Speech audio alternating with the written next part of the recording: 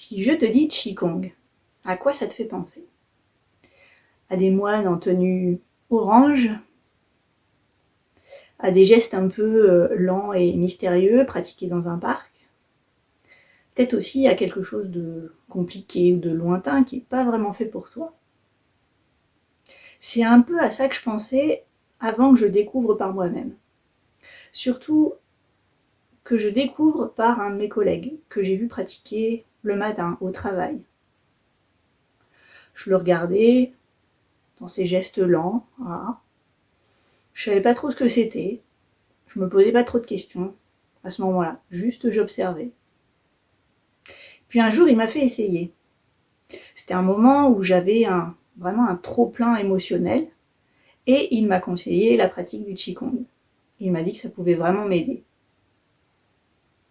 C'était un moment où j'avais pas vraiment ni l'énergie ni l'envie de chercher quelque chose de nouveau. Et pourtant, je me suis laissée embarquer. Et en fait, j'ai plus jamais quitté cette pratique. Et ça fait maintenant presque 12 ans. Aujourd'hui, je vais essayer de t'expliquer ce qu'est vraiment le Qigong, en essayant du coup d'être simple. Et surtout, je vais essayer de t'expliquer pourquoi ça peut être bénéfique pour toi. Alors, qu'est-ce que le Qigong? Qigong, du coup, il y a deux mots. Il y a Qi et Agong. Qi, ça peut se traduire grossièrement par l'énergie, par le principe vital, par le souffle de vie. Et Gong, du coup, ça peut être traduit comme travail, maîtrise, discipline. Du coup, les deux réunis font que le Qigong, eh bien, c'est la maîtrise, la discipline de l'énergie, du souffle, de l'élan vital. C'est une pratique millénaire, il y a certains textes qui parlent déjà de Qigong et qui datent de plus de 4000 ans. C'est une pratique employée en médecine chinoise et dans la philosophie taoïste. Et le Qigong combine trois éléments fondamentaux et indissociables: le mouvement dans le corps, la respiration et l'intention qu'on met dans notre mouvement, dans notre pratique. Alors, c'est pas une discipline venue d'un seul maître, hein. Il y a eu plusieurs courants, plusieurs disciplines, plusieurs mouvements, et donc il existe tout un tas de Qigong différents. Mais ce qui réunit toutes ces pratiques de Qigong, c'est la conviction que eh bien, le Qi, l'énergie, circule en nous, à l'intérieur de notre corps, à l'intérieur de notre être, et que notre santé, notre bien-être, l'équilibre au niveau de nos émotions, et bien tout ça passe par la libre circulation de cette énergie, de ce Qi. Si le Qi circule librement, eh bien notre corps fonctionnera correctement. Si au contraire il y a un déséquilibre, il y a une stagnation, un obstacle, ou au contraire un excès ou un manque quelque part, et bien du coup il y aura probablement des dysfonctionnements dans notre corps. Le Qigong, du coup, en fait, pour faire simple, c'est l'art de prendre soin de ce Qi, de notre énergie, de notre principe vital. Maintenant que tu sais grossièrement ce qu'est le Qigong, eh bien je vais t'expliquer aussi ce que ce n'est pas. Et parce qu'il y a quelques idées reçues autour de la pratique du Qigong et que ça empêche parfois certaines femmes de s'y mettre, d'essayer de pratiquer le Qigong, eh bien on va en parler de quelques-unes. La première idée reçue, c'est qu'il faut être souple pour pratiquer le Qigong. Je l'ai entendu, mais des dizaines de fois, depuis que je m'y suis mise et depuis que je donne des cours de Qigong. On a l'impression qu'il faut absolument déjà être souple pour pouvoir pratiquer. Et laisse-moi dire que c'est plutôt le contraire. En fait, tu n'as pas besoin d'être souple pour démarrer le Qigong. On s'adapte du coup à tes possibilités, à tes capacités, aux capacités de ton corps. Et tu verras qu'avec de la régularité, avec de la pratique, eh bien, tu vas améliorer, tu vas développer cette souplesse, que ça soit même à la fois dans ton corps physique, mais également la souplesse de ton mental. La deuxième idée reçue, c'est que le Qigong, c'est une pratique religieuse ou un peu perchée. En fait, le Qigong est ancré dans une philosophie et autour de concepts qui viennent de la médecine chinoise et donc de la philosophie taoïste. Tu n'as pas besoin de croire à quelque chose pour ressentir les effets du Qigong. Tu as simplement besoin de te reconnecter à tes sensations, à ce que tu perçois dans ton corps, et c'est là que tu verras en fait les effets du Qigong. La troisième idée reçue, c'est que le Qigong, c'est réservé pour les personnes âgées, pour les vieux, entre guillemets. Celle-là, je l'ai aussi beaucoup entendue, et j'ai même une anecdote là-dessus. J'ai une fois, lors de mon ancien travail, une médecin qui me disait qu'elle hésitait entre la pratique du Qigong et du Tai Chi. Et en fait, son mari lui avait dit que c'était préférable pour elle de commencer et de faire du Tai Chi plutôt que du Qigong, parce que le Qigong, c'était pour les vieux. Et à ce moment-là, quand moi je reçois ça, j'ai même pas 40 ans. Et il faut aussi savoir que le Qigong, je l'ai débuté, j'avais 27 ans. Donc, si déjà on est vieux à 27 ans, why not? Mais voilà, ça m'a fait beaucoup rire sur le coup. Et en plus, si on creuse bien, en fait, il existe aussi des séries de Qigong qui sont spécialement faites pour les enfants.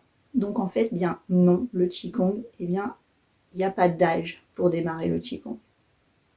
La quatrième idée reçue sur le Qigong, c'est que ça prend énormément de temps avant de ressentir des effets. En fait, non. Il s'agit des fois de quelques minutes pour déjà percevoir des choses dans son corps. Et en fait, c'est pas la durée qui compte, c'est plutôt la régularité. Il vaut mieux faire quelques minutes, 5 minutes d'une posture d'automassage ou juste un mouvement, mais de le faire régulièrement dans ta semaine, plutôt que de faire 1 heure une fois tous les mois. Juste quelques minutes par jour et tu verras déjà les sensations, les ressentis, les choses évoluer dans ton corps et dans ta tête. La cinquième idée reçue, c'est que le Qigong, c'est compliqué à apprendre et c'est compliqué à pratiquer. Oui, peut-être pour certaines séries qui sont avancées, mais je t'assure qu'en fait, il existe des mouvements simples de Qigong pour débuter. Moi, j'ai débuté ma formation professeur de Qigong avec des séries mais très simples, accessibles à tous, accessibles à toutes. Et en fait, c'est ça que j'aime proposer dans mes cours. C'est pas des choses impossibles à réaliser, c'est plutôt des mouvements simples qu'on peut reproduire chez soi de manière autonome. La dernière idée reçue, c'est aussi quelque chose que j'ai entendu personnellement, c'est trop lent, le Qigong c'est trop lent, moi il me faut quelque chose qui bouge un peu plus. J'ai besoin que ça bouge. Alors je comprends cette réaction parce que on a tellement intégré dans notre culture et dans notre société qu'il faut que tout aille vite, qu'on ait des résultats rapides, quasi instantanés, toujours le plus, toujours plus vite, toujours plus haut, toujours plus, que dès qu'on essaye de ralentir un peu, ça va vraiment à contre-courant en fait de ce qui est véhiculé comme étant normal. Et quelque part, si on ne transpire pas, ça veut dire qu'on n'a pas travaillé, qu'on n'a pas fait d'effort. Et le Qigong propose tout l'inverse, propose de la lenteur. Mais cette lenteur, tu verras, est bénéfique parce qu'elle permet vraiment de se poser, de se connecter à ses sensations. On apprend à observer ce qui se passe à l'intérieur. On observe cette circulation d'énergie qui s'effectue et qui ne peut s'effectuer que dans la lenteur. Et c'est vrai que je t'accorde que, pour une femme qui court toute la journée, qui est sans arrêt en train de donner à droite, à gauche, à tout le monde, le fait déjà de ralentir, ça peut être compliqué pour elle. C'est une chose difficile pour elle, mais je pense que c'est une des choses les plus bénéfiques et les plus transformatrices également qui puissent lui arriver. En fait, la lenteur du Qigong, finalement, c'est pas être passive. Ça demande une présence, ça demande une observation, ça demande un engagement intérieur, un engagement vers soi, que finalement beaucoup de pratiques rapides ne proposent pas. Alors, comme je te l'ai dit, le Qigong, ça vient pas de nulle part. Il s'inscrit dans un système de pensée cohérent et millénaire. Ce sont les concepts de la médecine chinoise. Dans la médecine chinoise, la santé, c'est pas l'absence de maladie, c'est plutôt un équilibre. C'est un état d'équilibre dynamique entre le yin et le yang, entre les différents organes, entre le corps et l'esprit, entre l'être humain et son environnement. Et au cœur de cet équilibre, eh bien, il y a le qi, il y a l'énergie dont je t'ai parlé au début. Cette énergie, ce qi qui circule normalement, librement, au travers de ce qu'on appelle des méridiens au niveau de notre corps. Le Qigong, c'est un des outils privilégiés de la médecine chinoise qui permet d'équilibrer, de réguler, de faire circuler, comme je te l'ai dit, librement notre énergie. Il est utilisé depuis des millénaires comme pratique à la fois thérapeutique, mais également comme pratique préventive. Et c'est ça qui est hyper intéressant.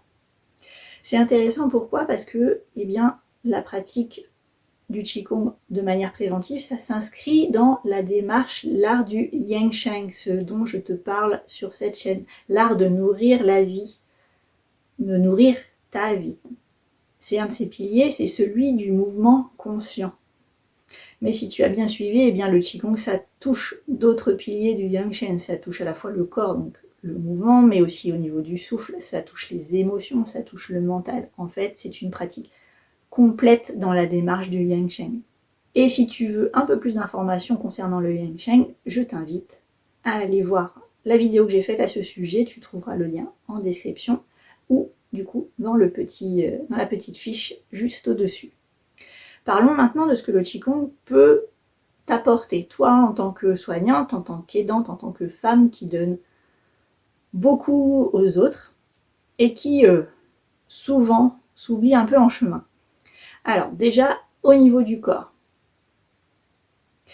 la pratique du Qigong, ça permet de relâcher certaines tensions qu'on accumule de par notre rythme de vie effréné. Ça permet de relâcher certaines tensions au niveau de la nuque, au niveau des épaules, au niveau du dos. Ça permet d'améliorer la circulation sanguine et la circulation énergétique, la circulation du qi. Ça permet également de développer le système immunitaire. Et ça a une incidence également sur la qualité de ton sommeil. Tu as un sommeil beaucoup plus réparateur et tu te réveilles moins la nuit. Ensuite, au niveau du mental, la pratique du Qigong, elle t'apprend à calmer un peu ton mental, à calmer ces ruminations, ces pensées qui tournent en boucle sans cesse. Tu sais, cette surcharge un peu mentale qui te perturbe un peu dans ta vie de tous les jours. La pratique du Qigong, en fait, de par le positionnement de ton attention sur certains éléments durant la pratique, permet de t'ancrer vraiment dans l'instant présent et permet, comme je te l'ai dit, de calmer le mental. Le Qigong joue également sur tes émotions. En fait, selon les concepts de médecine chinoise, chaque émotion est reliée à un organe, en particulier dans notre corps. Et le fait de pratiquer certains exercices de Qigong te permet en fait de réguler l'énergie au niveau de tel ou tel organe et donc de réguler telle ou telle émotion qui lui est associée. Ça permet de rééquilibrer entre ces différentes émotions et ça permet donc aux émotions de ne pas être en excès, d'exploser, et de ne pas non plus s'accumuler à l'intérieur de ton corps. Comme je l'ai dit déjà dans certaines vidéos, accumuler les émotions sans les exprimer, eh bien ça peut être néfaste également. Et le Qigong joue également sur ton énergie globale. C'est peut-être un des bénéfices les plus précieux. En fait, la pratique du Qigong ne consomme pas notre énergie, permet de la restaurer. Et même si tu pratiques avec une légère fatigue, attention, j'ai pas dit épuisé, juste une petite fatigue, eh bien ça te permet de regagner un peu d'énergie. Donc dans certains moments où tu ressens une petite fatigue ordinaire, une fatigue liée à ta vie quotidienne, eh bien une petite pratique de Qigong peut faire toute la différence et modifier du coup la suite de ta journée. Alors pourquoi ce serait si intéressant de débuter le Qigong, surtout quand on est soignante? Eh bien déjà parce que quand on est soignante, eh bien tu sais mieux que personne, tu donnes, tu soignes, tu accompagnes sans arrêt toute la journée.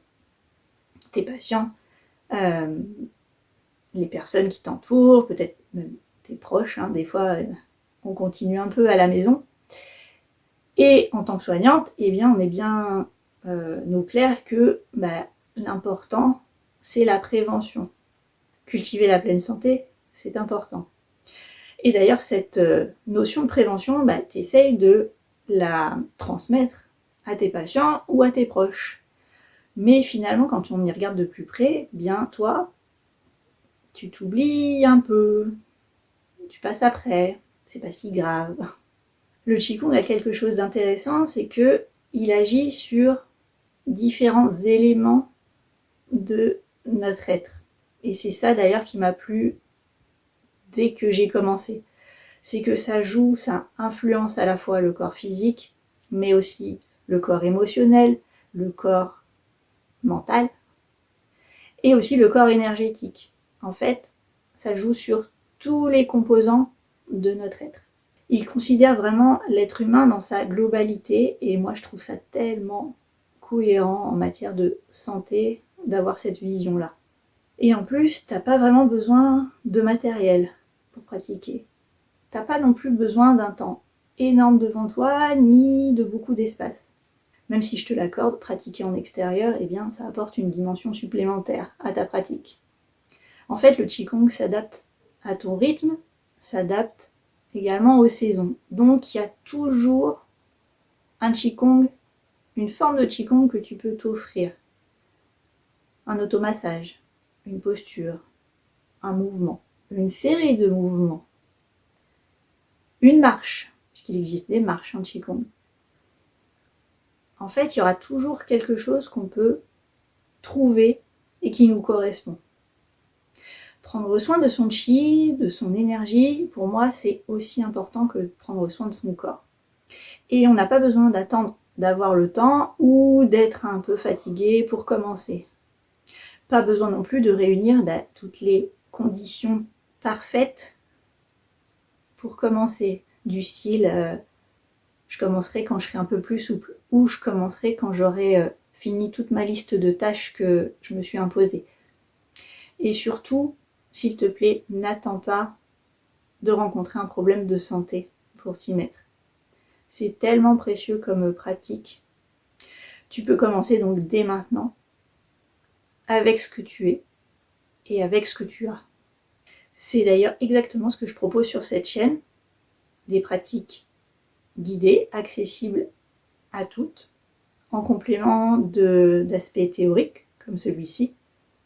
Et si tu veux découvrir une pratique simple, accessible, pour quelques minutes seulement dès le matin, eh bien je t'invite à aller voir ma vidéo sur les automassages du visage, parfait pour commencer la pratique du Qigong. Je te mets le lien en description et dans les petites fiches juste en haut. Alors pour conclure, je dirais que le Qigong, c'est pas une méthode miracle, ni une promesse de résultats rapides. C'est une pratique lente, régulière, qui s'installe au fur et à mesure dans la vie. Je dirais même que c'est un art de vie que l'on cultive au quotidien et qui permet petit à petit, de transformer notre vie, notre existence. Et cette transformation vient de l'intérieur. Moi, il m'a aidé à réguler mes émotions, à nourrir mon énergie et à voir la vie autrement, différemment, à travers un autre prisme. Et il continue de me nourrir quotidiennement. Si cette vidéo t'a donné envie d'essayer le Qigong ou simplement t'as appris quelque chose sur la pratique du Qigong, eh bien j'en suis ravie.